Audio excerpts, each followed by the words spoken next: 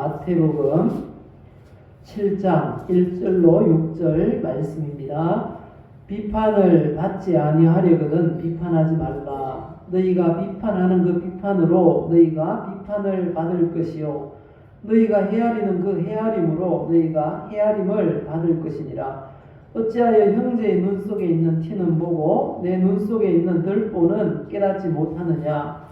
보라, 내 눈 속에 덜보가 있는데 어찌하여 형제에게 말하기를 나로 내 눈 속에 있는 티를 빼게 하라 하겠느냐. 외식하는 자여, 먼저 내 눈 속에서 덜보를 빼어라. 그 후에야 밝히 보고 형제의 눈 속에서 티를 빼리라.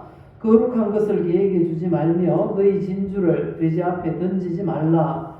그들이 그것을 발로 밟고 돌이켜 너희를 찢어 상하게 할까 염려하라. 아멘. 오늘 주신 이 말씀을 통해서 비판하지 말라라는 제목으로 말씀을 전하겠습니다. 우리 늘 하시던 대로 또 신앙을 고백하는 시간 가지겠습니다. 나는 예수 믿어 구원의 복을 받았습니다. 나는 예수 믿어 건강의 복을 받았습니다. 나는 예수 믿어 더 행복해졌습니다. 예, 앞으로도 더 잘 믿어서 더 행복한 우리 모두가 되시기를 예수님의 이름으로 축복합니다. 어떤 사람이 경찰이나 경찰차를 만났을 때 깜짝 놀라고 뜨끔할까요? 예, 죄 지은 사람, 불법을 행한 사람이 아마 그럴 것입니다. 오늘 본문에 보면 비판하지 말라 이렇게 말씀하셨어요, 예수님이. 그런데 어떤 사람이 이 말을 들었을 때 또 뜨끔했을까요?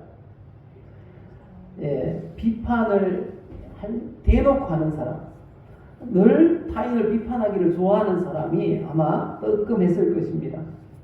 사람 사는 곳은 2000년 전이나 지금이나 똑같은 것 같아요. 요즘도 그렇잖아요. 어떤 모임에 가면 자리에서 일어나기가 무섭잖아요. 자리에서 일어나면 누구 얘기합니까? 예, 일어난 그 사람 얘기를 해요. 화장실을 못 간다잖아요. 예수님 당시도 그랬답니다. 자기의 기준으로 타인을 비판하는 그런 풍조가 있었답니다. 그래서 예수님께서 비판하지 말라 이렇게 말씀하신 것이고, 또 그 예수님의 말씀은 오늘 사는 우리들에게 하신 말씀인 것입니다. 예수님께서 비판하지 말라고 하신 그 구체적인 이유가 무엇인지 살펴보도록 하겠습니다. 그 첫 번째는요, 성도다운 삶을 살기 위해서는 비판하지 말라라고 하신 것입니다. 오늘 본문에 보면 7장 1절에 이렇게 말씀하시죠. 비판을 받지 아니하려거든 비판하지 말라. 원문에는 비판하지 말라라는 말이 제일 앞에 있습니다. 먼저 비판하지 말라. 그리고 앞부분에 있던 비판을 받지 아니하려거든 이라는 말이 나온다는 것입니다. 비판하지 말라라고 하시는데 살다 보면 비판할 일이 있습니까? 없습니까? 예, 많지요. 특히 국회의원들이 하는 일들, 정치하는 분들이 하는 일들을 보면 비판할 때가 많습니다. 좌편향 국회의원들이 차별금지법을 계속 다른 이름으로 계속 올려요. 국회에 상정을 해요. 그러면 그걸 또 우파 단체들이 어떻게 알고 또 퍼뜨려요. 이 서명을 해달라고, 반대하는 서명을 해달라고, 그런 경우가 많은 걸 보게 됩니다. 예수님께서 이런 비판까지 금지하신 걸까요? 아닐 겁니다. 예수님께서 비판하지 말라라는 이 말씀은 정치적으로 잘못되어져 가는 것, 그런 것에 대한 비판까지도 하지 말라라는 말씀은 아니라는 것입니다. 그러면 어떤 의도로 예수님께서 비판하지 말라라고 하셨을까요? 야고보서를 보면 예수님의 의도를 조금이라도 이해할 수 있을 것입니다. 야고보서 4장 11절에 말씀합니다. 형제들아 서로 비방하지 말라. 형제를 비방하는 자나 형제를 판단하는 자는 곧 율법을 비방하고 율법을 판단하는 것이라. 내가 만일 율법을 판단하면 율법의 준행자가 아니요 재판관이로다. 이렇게 말씀하십니다. 형제들아 서로 비방하지 말라, 서로 비판하지 말라 이렇게 말씀합니다. 대상이 누굽니까? 형제들. 교회 안에서 함께 신앙생활하는 형제들끼리 그렇게 하지 말라는 것입니다. 여기서 비방하지 말라, 또 뒷부분에 보면 판단하지 말라 이렇게 되어 있는데요. 이 말씀들이 예수님께서 비판하지 말라라고 하신 말씀과 이 원어가 같아요. 의미는 이런 의미들이 있습니다. 폄하하여 말하다, 욕하다, 중상하다, 험담하다, 판단하다, 평가하다 뭐 이런 뜻들입니다. 이런 의미들이 이 단어 가운데 있습니다. 함께 신앙생활을 하는 우리 믿음의 형제들끼리 이 서로 폄하하지 말라는 것입니다. 낮춰보고 그렇게 무시하지 말라는 것입니다. 욕을 하지 말라는 거죠. 비방하거나 또 쉽게 그 모습을 보고 평가하지 말라는 것입니다. 교회 안에 이런 일들이 많다는 거죠. 예전에도 많았다는 거예요. 야고보 사도가 이런 말씀을 기록한 걸 보면 그 당시도 교회 안에서 형제들끼리 비방하는 일이 적지 않았다는 것을 알 수 있다는 것입니다. 그래서 말씀하십니다. 예수님께서 비판하지 말라라고 하신 말씀은 이 성도다운 삶을 살이면 비판하지 말라라는 말씀이었던 것입니다. 그럼 성도의 성도다움은 어떤 것일까요? 성경책을 주일이면 탁 끼고 이렇게 교회로 걸어오는 모습이 성도다움입니까요? 물론 그런 모습도 성도다움일 수 있겠지만 성경에서 말씀하시는 이 성도다움은 내면의 아름다움을 말씀하고 있다는 걸 알 수 있습니다. 우리가 말을 할 때요, 내면에 어떤 마음이 있는가, 그게 말로 표현됩니다. 그렇지 않습니까? 그래서 온전한 성도는 말에 실수가 없는 성도라고 합니다. 말에 실수가 없는 사람이 있을까요? 없을까요? 없지요. 그럼 실수가 적은 사람이 온전한 성도일 것입니다. 야고보 3장 2절에 말씀하십니다. 우리 같이 읽어보십시다. 우리가 다 실수가 많으니 만일 말에 실수가 없는 자라면 곧 온전한 사람이라 이렇게 말씀하십니다. 말에 실수가 없어야, 적어야, 적을수록 온전한 성도가 될 수가 있다는 것입니다. 이게 바로 성도다움입니다. 쉽게 누군가를 비판하지 않고 판단하지 않고 뒤에서 욕하지 않고 그런 모습이 바로 성도다움이라는 것입니다. 그래서 또 야고보 사도는 그렇게 말씀하세요. 1장 19절 보면요, 듣기는 속히 하되 말하기는 더디하라. 듣기는 속히 하지만 말하기는 더디하라는 것입니다. 충분히 생각해보고 말하라는 거죠. 이 말을 했을 때 상대방이 어떤 느낌을 받을까, 마음이 어떨까 고려해보고 먼 훗날까지 괜찮다면, 유익한 일이라면 말할 수 있는 그런 사람이 되어야 한다는 겁니다. 화를 낼 때도 마찬가지죠. 이처럼 좀 더 생각해보고 마음의 여유를 가지고 이 사리 판단을 하고 그렇게 말을 하거나 화를 내는 것이 이 성도다움이라고 성경은 말씀하십니다. 잠언 16장 32절에도 이렇게 말합니다. 노하기를 더디하는 자는 용사보다 낫고 자기의 마음을 다스리는 자는 성을 빼앗는 자보다 나으니라. 그래서 성경은요, 입을 열었다 하면 낱말하고 이 비판하고 욕하는 사람, 뒤에서 욕하는 사람과는 사귀지 말라, 이렇게 말씀하세요. 잠언 20장 19절 보시면요, 두루 다니며 한담하는 자는 남의 비밀을 누설하나니 입술을 벌린 자를 사귀지 말지니라. 그리고 무엇보다 이 성도의 성도다움은 하나님을 경외함에 있습니다.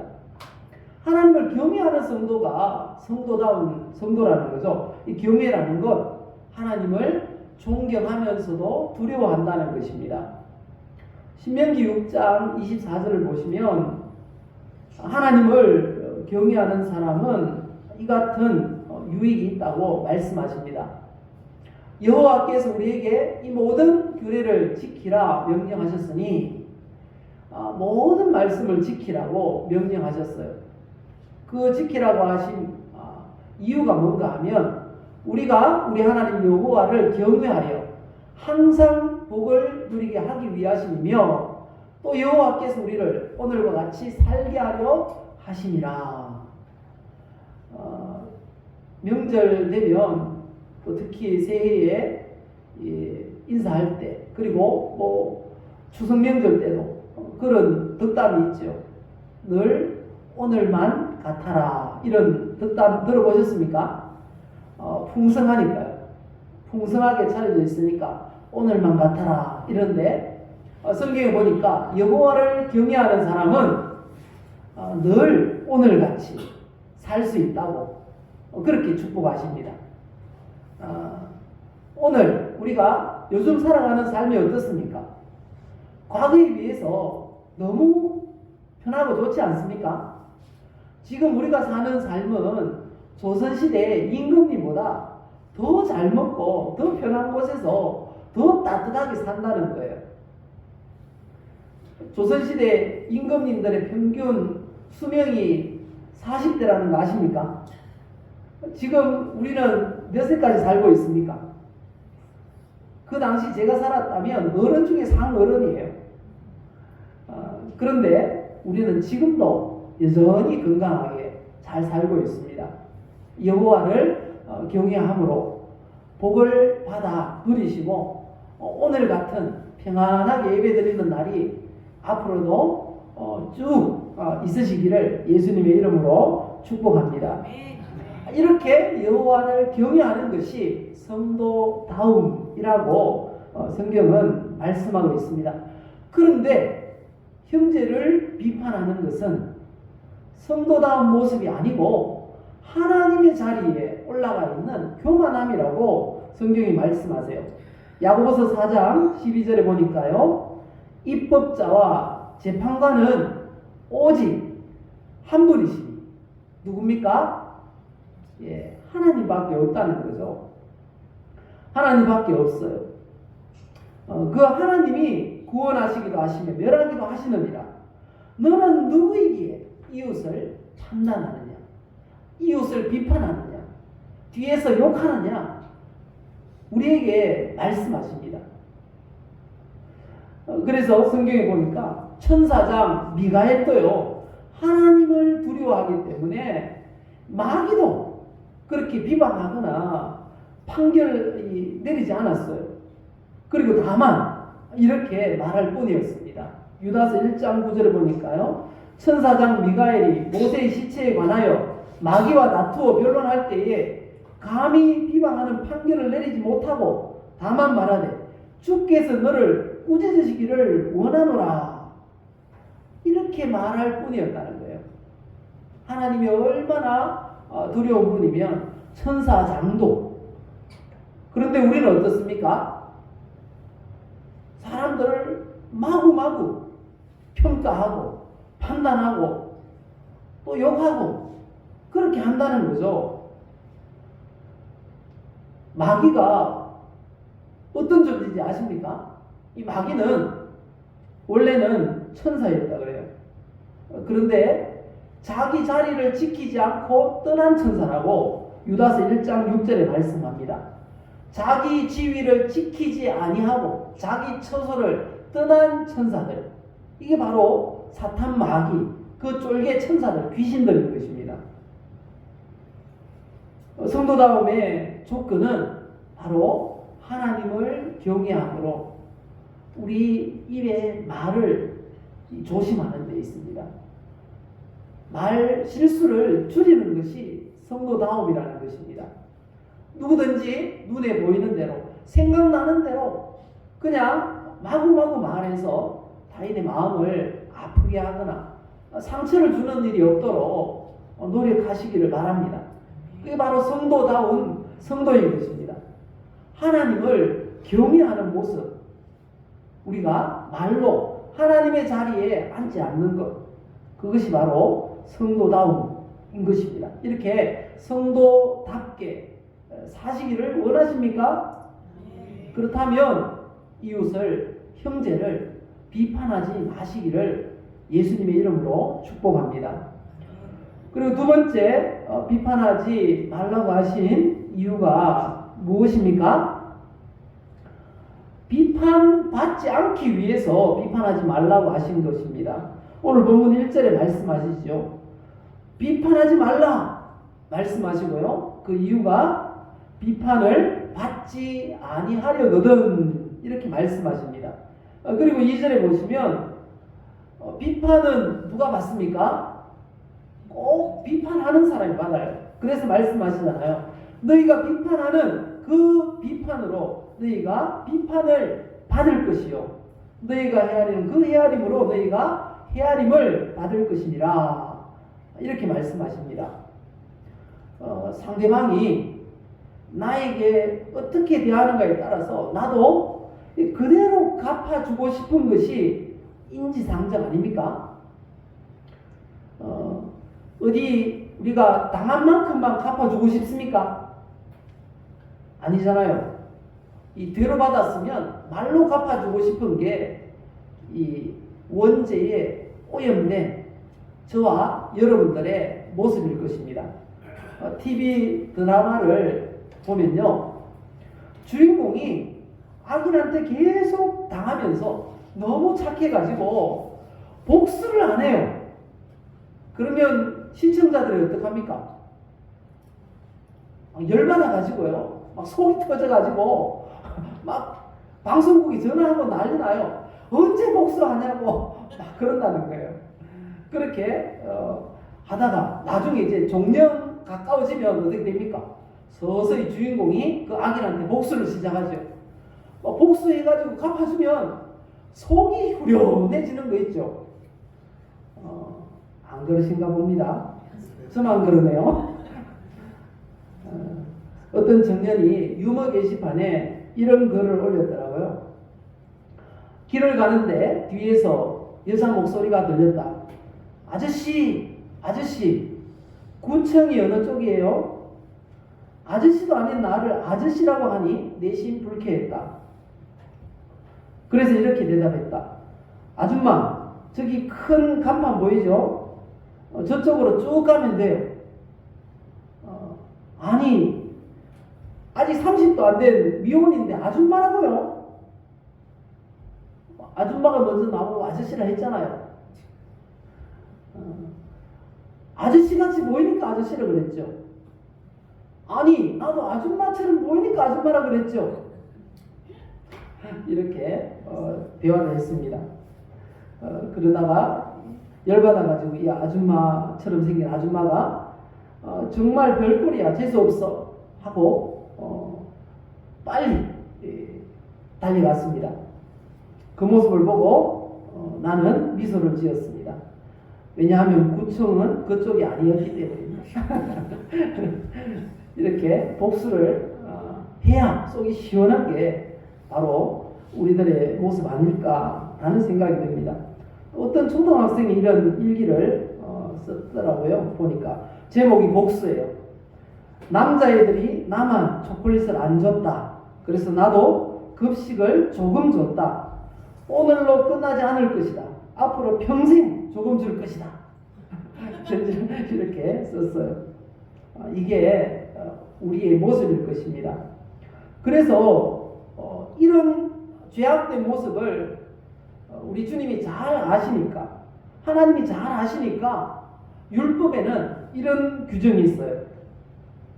출애굽기 21장 보면요, 딱 그만큼만 갚으래요. 딱 그만큼만. 다른 해가 있으면 갚되 생명은 생명으로, 눈은 눈으로, 이는 이로, 손은 손으로, 발은 발로, 된 것은 된 것으로, 상하게 한 것은 상함으로, 때린 것은 때림으로 그만큼만 갚아주래요. 그게 율법이라는 거죠. 마찬가지입니다. 비판을 받으면 반드시 그 비판이 돌아오게 되어 있다는 것입니다.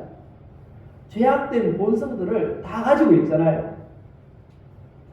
그래서 우리가 비판을 하지 않으려고 애를 써야 하는 것입니다.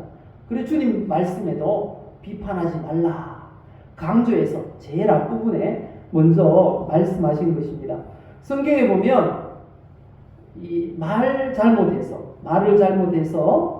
엄청난 그런 불이익을 당했던 그런 인물들이 많이 있습니다. 르호보암이라는 왕이 있습니다. 솔로몬의 아들입니다. 지혜자 솔로몬의 아들인데, 르호보암이 왕위에 올랐을 때 백성들이 찾아와서 요구를 하는데, 아버지 왕 때에 노동을 너무 많이 했다는 거예요. 부역이라고 하죠. 나라에서 강제로 불러서 일을 시키는 거예요.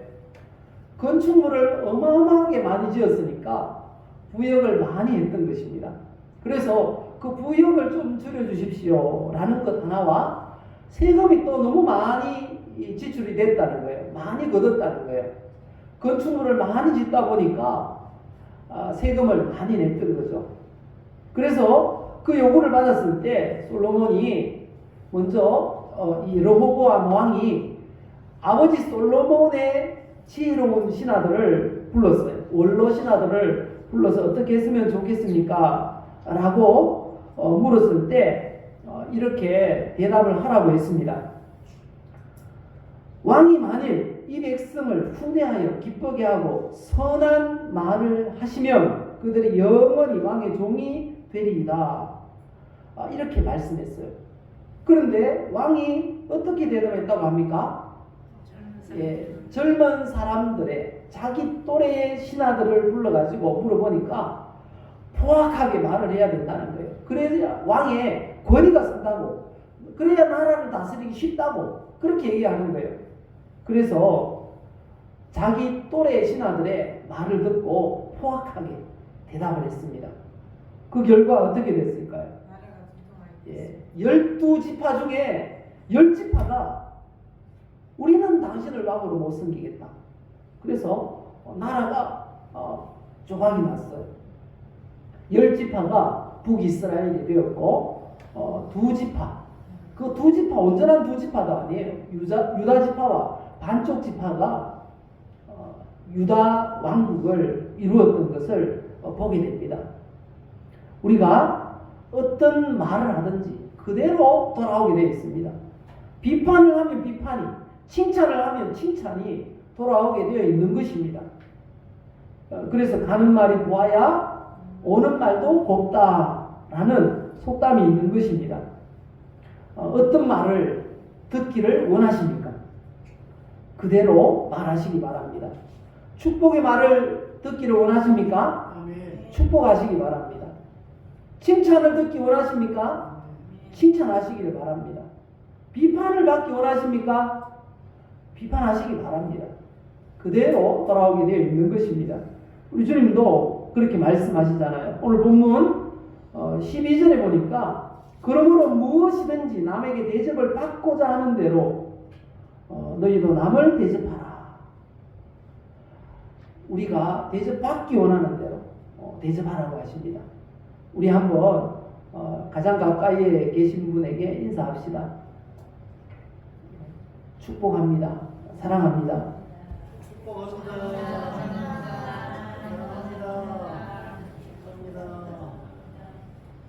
비판을 받지 않으려거든 비판하지 마시기를 바랍니다. 마지막 세 번째, 주님께서 비판하지 말라고 하신 의도, 이유가 무엇입니까?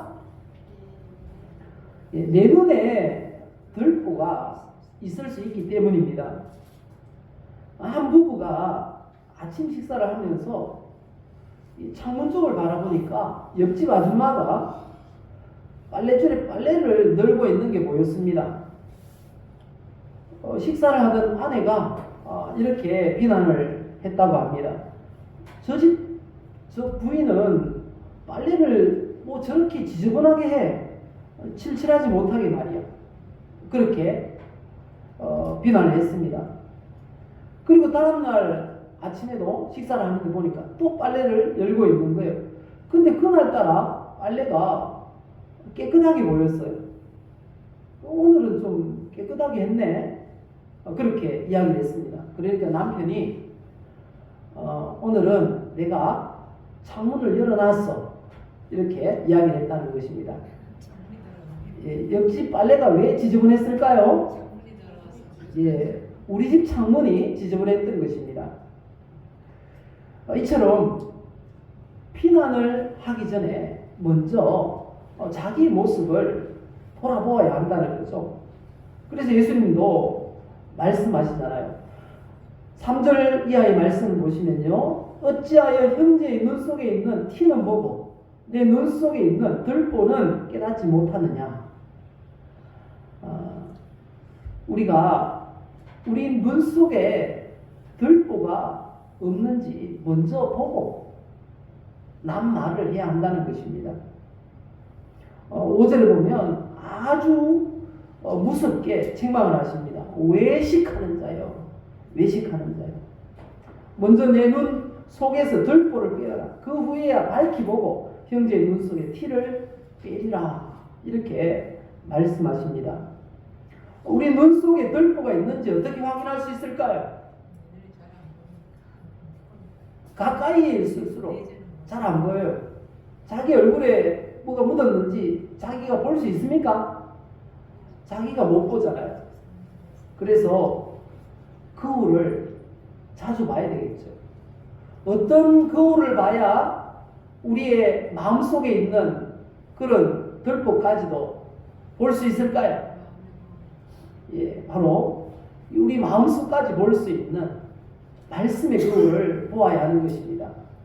히브리 4장 12절 말씀하시잖아요. 하나님의 말씀은 살아있어서 혼과 영과 및 골수를 쪼개고 수술한다고 하시잖아요.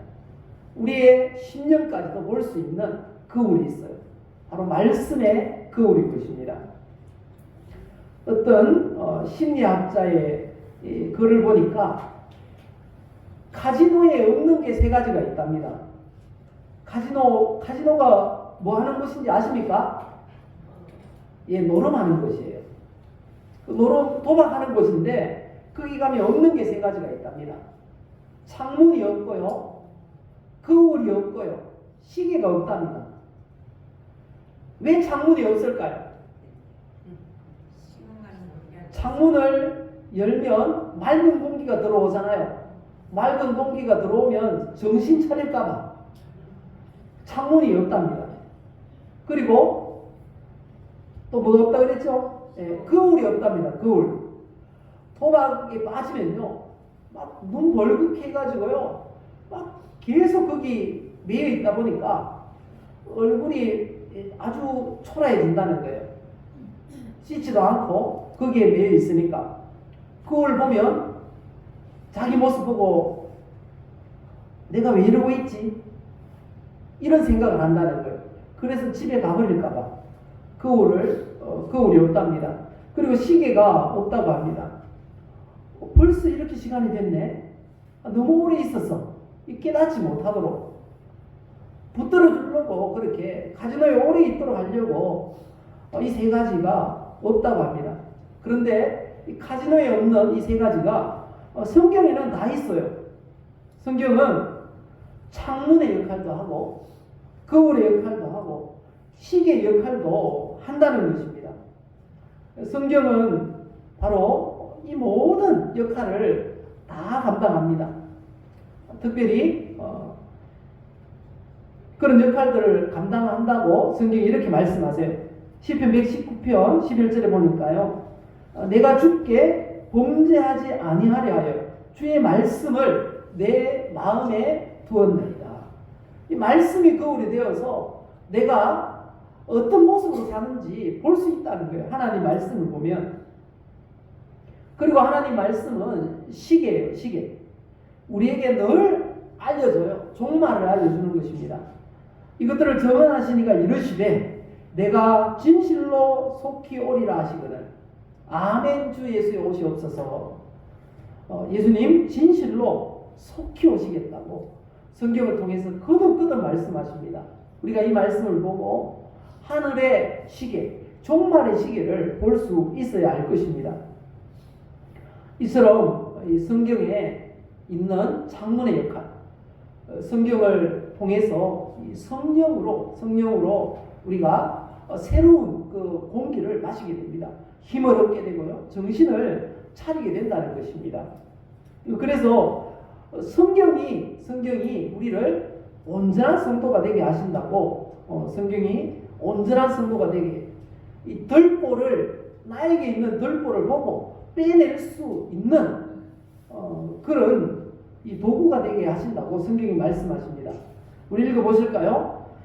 모든 성경은 하나님의 감동으로 된 것으로 교훈과 책망과 바르게 함과 의로 교육하기에 유익하니 이는 하나님의 사람으로 온전하게 하며 모든 선한 일을 행할 능력을 갖추게 하려 함이라 말씀하십니다. 성경을 보면 우리가 온전해집니다. 덜보가 빠집니다. 그리고 타인을 마구마구 생각나는 대로 비판하지 않게 된다는 것입니다. 타인의 눈에 티를 보려고 하기 전에 먼저 성경의 거울을 보시고 우리 눈에 덜보는 없는지, 나의 눈에 덜보는 없는지 확인하는 우리 성도들이 되시기를 바랍니다. 그렇게 해서 이 비판하지 말라 하신 예수님의 그 의도를 알고 이 마지막 시대를 살아갈 때 좀 더 온전한 모습으로, 좀 더 성도다운 모습으로 살아가는 우리 모두가 되시기를 예수님의 이름으로 축복합니다. 예수님이 비판하지 말라고 하신 이유가 뭐라 그랬습니까? 그리고요. 그리고요. 우리가 이 말씀을 기억하면서 타인을 비난하고 정죄하고 비판했다면 우리가 이 시간 회개하는 시간 가지도록 하겠습니다. 그리고 앞으로는 이런 죄를 범하지 않도록 우리가 하나님의 자리에 앉아서 누군가를 평가하고 판단하고 정죄할 그런 자격이 없어요. 그런 권한이 없습니다. 우리가 그렇게 하지 않도록 좀 더 성도다운 모습을 회복하게 해 주옵소서. 우리 주여 한번 부르시고 함께 기도하겠습니다.